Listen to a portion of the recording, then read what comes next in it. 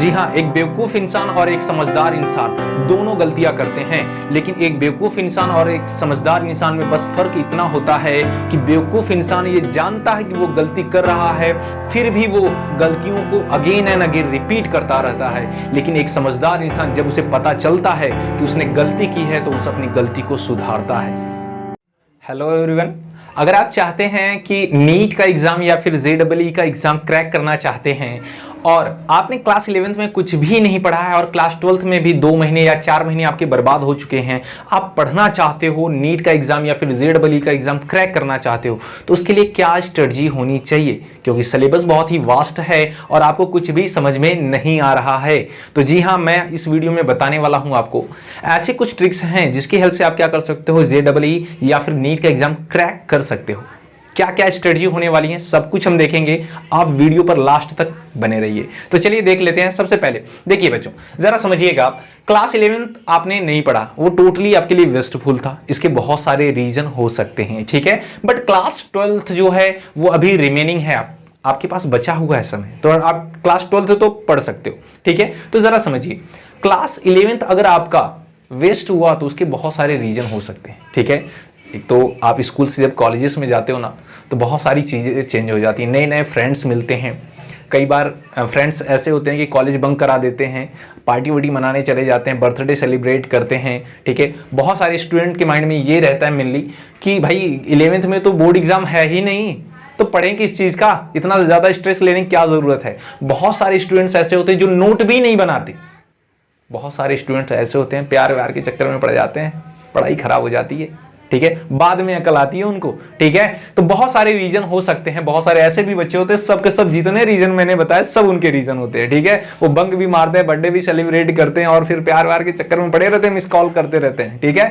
तो बहुत सारे रीजन हो सकते हैं, आपका भी इनमें से कोई एक हो सकता है। देखिए, हम प्रॉपर समझेंगे अभी कि स्ट्रेटजी क्या होनी चाहिए आपकी अगर आपको जेईई और नीट क्रैक करना है, ठीक है। तो देखिए, जो आपका गोल है, ठीक है, वो चाहे जेईई हो चाहे वो नीट हो, तो उसका गोल को अगर आपको अचीव करना है तो आपको टारगेट कितना करना पड़ेगा, 85%। जी हाँ, गोल अगर आपको अचीव करनी है तो आपको 85% अचीव करना पड़ेगा। कैसे, जरा समझिएगा, अगर आप किसी भी कॉम्पिटिटिव एग्जाम्स का 85% सिलेबस कवर कर लेते हो और 85% स्कोर करते हो, ठीक है, तो कोई भी कंपटीशन आप क्रैक कर सकते हो, वो चाहे जेईई हो चाहे नीट हो। तो जरा समझिएगा, जो जेईई है और नीट है उसमें जो क्वेश्चन पूछे जाते हैं क्लास 11 से, वो जनरली 45% क्वेश्चन पूछे जाते हैं, ठीक है बच्चों। और अगर हम बात करें क्लास 12th की, तो जनरली यहां से 55% क्वेश्चन पूछे जाते हैं, ठीक है। ये तो बेसिक चीजें हो गई, ठीक है, ये बेसिक चीजें हैं। तो अब जरा समझिएगा आप, तो ये जो 55% है ये तो आपके हाथ में अभी बचा हुआ है समय, इसे तो आप पूरा करेंगे। कैसे पूरा करेंगे उसकी भी हम बातें करेंगे, ठीक है। तो जरा समझिए, आपको कितना स्कोर करना है, 85%, तो 55 आपके पास ऑलरेडी है, ठीक है, ये टाइम है आपके पास। तो और कितना आपको चाहिए, जस्ट 30%। कितना चाहिए आपको, 30%, तो आपका 85% गोल अचीव हो जाएगा। तो ये 85% सिलेबस कैसे पूरा करेंगे आप, जेईई का या फिर नीट का, ठीक है, उसके बारे में हम स्ट्रेटजी जानेंगे। देखिए, एक्चुअल में जब आपको लगता है ना कि आपने क्लास 11th में कुछ भी नहीं पढ़ा, बट एक्चुअल में आपने पढ़ा है, कैसे मैं बताता हूं, जरा समझिए। जनरली जो बच्चे होते हैं ना, वो 10th तक पढ़ने में बहुत अच्छे होते हैं। जो प्रॉब्लम क्रिएट होती है वो 11th से स्टार्ट होती है और 11th के बाद ही स्टार्ट होती है, ठीक है ना। तो जरा समझिए, जो भी आप क्लास 6 से लेकर के 10th तक पढ़ते हो, ठीक है, ध्यान से सुनिएगा, जो भी आप क्लास 6 से लेकर 10th तक पढ़ते हो, सेम सिलेबस एक्सटेंडेड वर्जन के साथ आप क्लास 11th और क्लास 12th में पढ़ते हो, कुछ भी नया नहीं पढ़ते। कैसे, जरा समझिएगा। क्लास 10th में क्या आपने इलेक्ट्रिसिटी नहीं पढ़ा था, क्या आपने ऑप्टिक्स नहीं पढ़ा था, ठीक है, क्या आपने मोशन नहीं पढ़ा था, क्या आपने पीरियोडिक टेबल नहीं पढ़ा था, क्या आपने हाइड्रोकार्बन नहीं पढ़ा था, क्या आपने केमिकल रिएक्शंस नहीं पढ़ी थी, क्या आपने रेडॉक्स रिएक्शन नहीं पढ़ा था, क्या आपने बायोलॉजिकल क्लासिफिकेशन नहीं पढ़ा था, क्या आपने इवोल्यूशन नहीं पढ़ा था, क्या आपने हेरिडिटी नहीं पढ़ी थी, पढ़ा था ना सब कुछ, बताइए। तो यही सब सिलेबस कहां पर है, क्लास 11th और 12th में, बस एक्सटेंडेड वर्जन के साथ। तो आपको लगता है कि आपका क्लास 11th वेस्टफुल रहा है, बट नो प्रॉब्लम, आपने 11th में नहीं पढ़ा है, 10th में पढ़ा है, 9th में पढ़ा है, वही सब सिलेबस है, बस थोड़ा सा बढ़ा दिया गया है कंटेंट, ठीक है। तो नो डाउट आप क्लियर कर जाओगे। कैसे, जरा समझते हैं। तो यहां पर आपको कुछ टॉपर्स की स्ट्रेटजी अपनानी पड़ेगी। टॉपर्स क्या करता है भाई, ठीक है, जो हमें करना चाहिए और हम भी क्या कर सकते हैं, टॉप कर सकते हैं। तो जरा समझिए, टॉपर्स की स्ट्रेटजी हम अपनाएंगे hard work, smart work plus time table. जी हां, आपको डेडिकेटेड भी रहना पड़ेगा इसके साथ साथ और कंटिन्यूअसली हार्ड वर्क करते रहना है, ठीक है, प्लस स्मार्ट वर्क करना और एक सुटेबल टाइम टेबल बनाना है अपने अकॉर्डिंग, ठीक है। अब जरा समझिए, जो टाइम टेबल हम फर्स्ट ऑफ ऑल डिजाइन करेंगे, उसमें जो संडे होगा, इनिशियली हम क्या करेंगे, 2 या 3 महीने के लिए जो संडे होगा उस दिन फ्री रहेंगे, रिलैक्स करेंगे, कुछ भी पढ़ाई लिखाई नहीं, ठीक है। सर इतना भी क्या टेंशन लेना, लाइफ एक बार मिली है ना, थोड़ा चिल करते हैं, ठीक है। तो जरा समझिए, संडे को फ्री रहेंगे आप, कुछ नहीं, एकदम आराम से सोएंगे, जितना मन कर रहे उतना सोइए, आप जो करना है वो करिए, संडे को मत पढ़िए, 2-3 महीने तक स्टार्ट कीजिए। आगे जरा समझिए, आपके पास कितना टाइम बचा हुआ है। देखिए जरा, अगर आपके 4 मंथ भी क्लास 12th में चले गए हैं तो भी आपके पास 8 मंथ बचते हैं। अगर आप डेली का 8 आवर का शेड्यूल बनाते हो पढ़ने का, ठीक है, तो विद इन अ वीक 6 दिनों तक आप पढ़ोगे, तो विद इन अ वीक आप कितने आवर्स पढ़ रहे हो, 48 आवर्स पढ़ रहे हो, ठीक है। और with in a month 192 hours पढ़ रहे हो, और 8 मंथ में आप कितना पढ़ोगे बताइए, 1536 आवर्स। और इतना भैया पढ़ लिया तो JEE क्या है, UPSC क्रैक हो जाएगा। बात समझ में आ रही है क्या, ठीक है। JEE नीट सब आसान है, ठीक है। इतना तुम्हारे पास एक्चुअल में अभी भी टाइम बचा हुआ है, बट इस टाइम का तुम्हें 1 घंटा क्या 1 मिनट भी किसी को नहीं देना है। देखो, सेक्रीफाइस तो करना पड़ेगा, वो तुम्हारा क्लोज फ्रेंड ही क्यों ना हो, जो पढ़ने का टाइम है पढ़ने को दो। क्योंकि देखो, अगर एक चीज समझो, ध्यान से समझिए इस चीज को, उगते हुए सूरज को लोग सलाम करते हैं, डूबते का नजारा देखते हैं। अगर आप प्रोग्रेस कर रहे हो ना, तो 10 लोग तुम्हें देखेंगे, वाह वाह करेंगे, वाह जी वाह क्या बात है, बढ़िया कर रहा है बच्चा। जिस दिन डूबोगे ना, तो बस नज़ारा देखेंगे, कुछ कर नहीं रहा है, बकवास कर रहा है, घर वालों का पैसा डुबा रहा है, मुझे पता था ये कुछ नहीं करेगा, बेवकूफ़ बना रहा था घर वालों को। बहुत तरह तरह के कमेंट सुनने को मिलेंगे आपको, ठीक है। तो जो आपके स्टडी का टाइम है उसे किसी को नहीं देना है भैया, किसी को नहीं देना। एक्सपीरियंस के साथ बोल रहा हूं, किसी को नहीं देना, ठीक है। अब जरा समझिए, तो आपको क्या क्या चीजें कंप्लीट करनी है। पहली चीज, क्लास 11th भी कंप्लीट करना है, क्लास 12th का जो आपने छोड़ दिया उसे भी कंप्लीट करना है।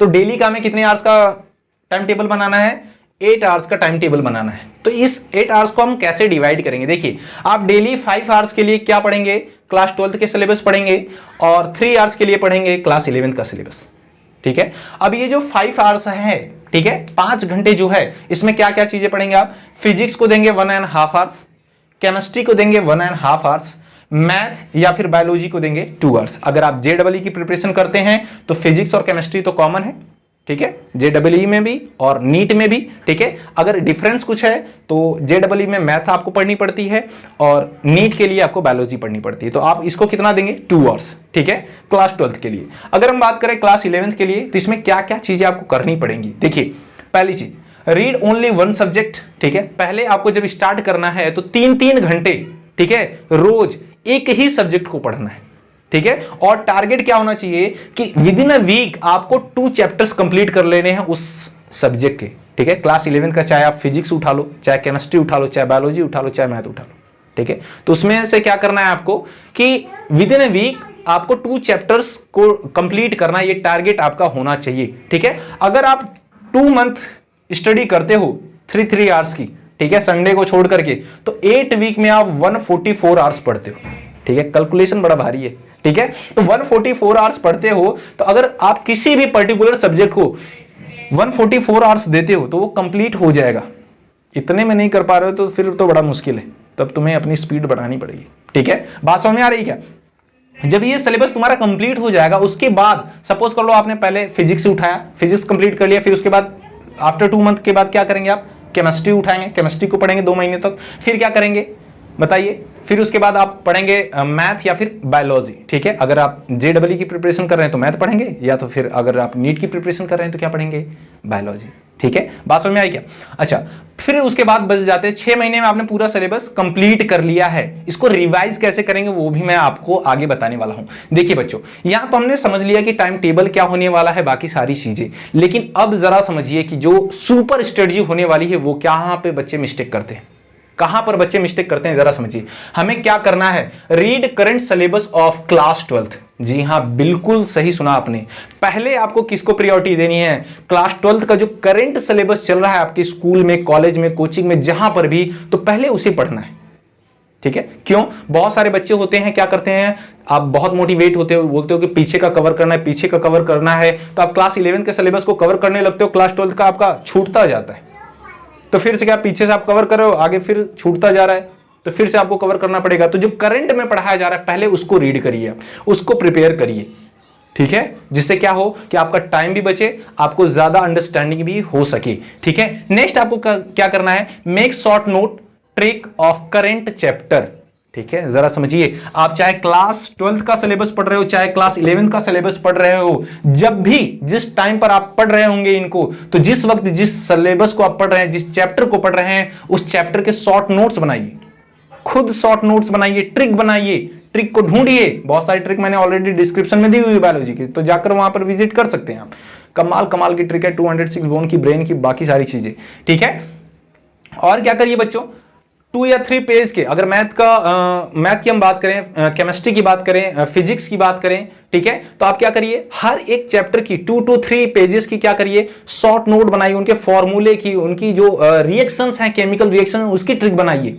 ठीक है? ढूंढिए, उसे समराइज करिए। ये क्या करेगा, जब आप 6 महीनों में ना 11th के सिलेबस को कंप्लीट कर चुके होंगे, तो आपके पास फिर 2 महीने बचेंगे। उसमें क्या करेंगे, ये जो शॉर्ट नोट्स आपने बनाए हैं ना, वो क्विक रिवीजन में हेल्प करेगा, कैप्सूल का काम करेगा तुम्हें रिवीजन करने में। बात समझ में आई क्या? क्यों? क्योंकि आप देखिए, यहां पर जो आपने पहले दिन बायोलॉजी पढ़ी थी, सपोज कर लीजिए पहले दिन बायोलॉजी या केमिस्ट्री पहला चैप्टर पढ़ा था, 2 महीने बाद क्या है वो आपको याद रहेगा? बिल्कुल नहीं। ये साइकोलॉजी है, ह्यूमन साइकोलॉजी, इसे जरूर समझना पड़ेगा आपको, क्योंकि हमारी बॉडी को कौन कंट्रोल करता है? ब्रेन। तो इससे भी हमें समझ के चलना है, तो रिवीजन करते रहना। आगे देखिए बच्चों, क्या करना है आगे, revise your last chapter before start next. जी हाँ, चाहे वो क्लास 11th का हो, चाहे वो क्लास 12th का सिलेबस हो, जो भी चैप्टर आपने कंप्लीट किया, पूरी तरह से पढ़ लिया, नेक्स्ट चैप्टर आपको स्टार्ट करने से पहले जो चैप्टर आपने कंप्लीट किया उसे कंप्लीटली क्या करिए, रिवाइज करिए। सपोज करिए आपने क्या किया, चैप्टर नंबर 1 अभी कंप्लीट कर लिया, आपको दूसरा चैप्टर पढ़ना है। ठीक है? तो आपने 2 वीक में या 1 वीक में जो भी चैप्टर कंप्लीट किया उसको पहले रिवाइज करिए, फिर दूसरे वाले चैप्टर को कंप्लीट करिए। ठीक है? अब तीसरा चैप्टर तुम्हें स्टार्ट करना है, तो क्या करिए, तीसरा चैप्टर स्टार्ट करने से पहले चैप्टर को और दूसरे चैप्टर को रिवाइज करिए। इस तरह से आपको चलना है। फिर उसके बाद चौथा चैप्टर आपको स्टार्ट करना है, तो तीसरे चैप्टर को रिवाइज किया, पहले चैप्टर को रिवाइज किया, दूसरे चैप्टर को रिवाइज किया, तीसरे चैप्टर को रिवाइज किया। तो आप देख पा रहे होंगे कि यहां पर जितनी टाइम इसे रिवाइज करेंगे ना, उतना रिवीजन का टाइम क्या होता रहेगा, शॉर्ट होता रहेगा। तो पहली बार आपको इसे रिवाइज करने में हो सकता है 1 घंटे लगे, दूसरी बार इसे 30 मिनट लगेगा, तीसरी बार इसे विदिन 15 मिनट आप रिवाइज कर लोगे।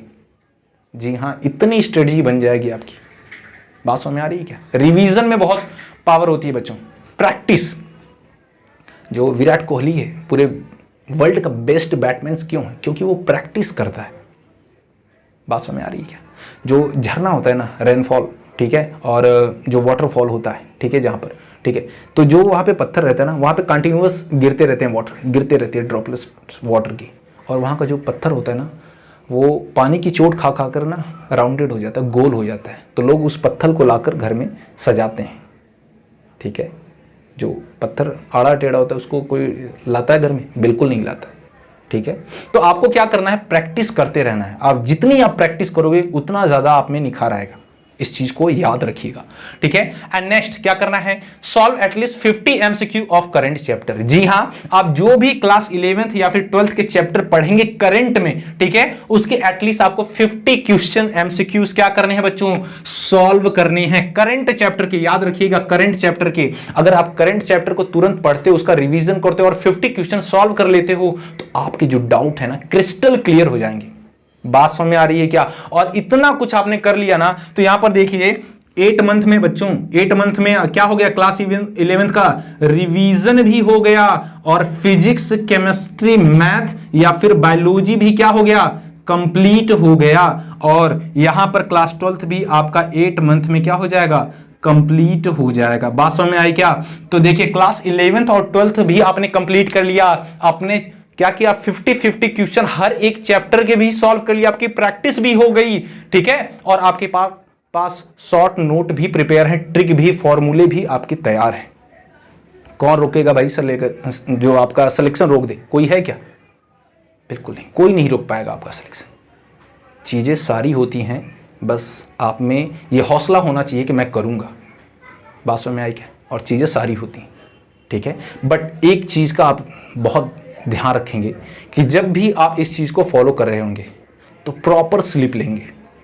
जो गलती मैंने की है अपनी लाइफ में, मैं नहीं चाहता कि बच्चे उस गलती को दोहराएं। जब एग्ज़ाम आता है, जब स्ट्रेस लेवल बढ़ता है, लोगों के ताने सुनने को मिलते हैं, तो फिर ऐसा लगता है माइंड ब्लास्ट कर जाएगा। तो आपको डिप्रेशन का शिकार नहीं होना, बिल्कुल नहीं। हम जिंदा हैं तो बाकी सब है, ठीक है। हम अपनी फैमिली में रहेंगे, खुश रहेंगे। तो प्रॉपर स्लीप लेनी है, प्रॉपर डाइट लेनी है, अच्छे से खाना पीना खाना है, ठीक है। और सबसे बड़ी चीज़, आपको जितना हो सके आपको सोशल मीडिया से दूर रहना है बच्चों। सोशल मीडिया एकदम बकवास है, कुछ भी नहीं है वहाँ पे आपके लिए। आप एक बार सक्सेस हो जाएंगे तो फिर आप जितनी भी चीज़ें चाहते हो, आप इंजीनियरिंग कॉलेज, मेडिकल कॉलेज में जाने के बाद ना आपको लगेगा कि आप हेवन में आ गए हो, स्वर्ग है पूरा वहाँ पे। बात समझ में आई? जितना आप चाहते हो ना उससे ज़्यादा मिलेगा आपको वहाँ पर। अगर आपको वो चीज़ चाहिए, वो नेम फेम पैसा सब कुछ चाहिए, लग्जरियस लाइफ, तो ये छोटी सी छोटी जो ज़रूरतें हैं आपकी, जो छोटे छोटे चीज़ें हैं जो आपको अट्रैक्ट करती हैं, इन्हें छोड़ना पड़ेगा, आपको सेक्रीफाइस करना पड़ेगा। और विदाउट सेक्रीफाइस कुछ भी आपको मिलने वाला नहीं।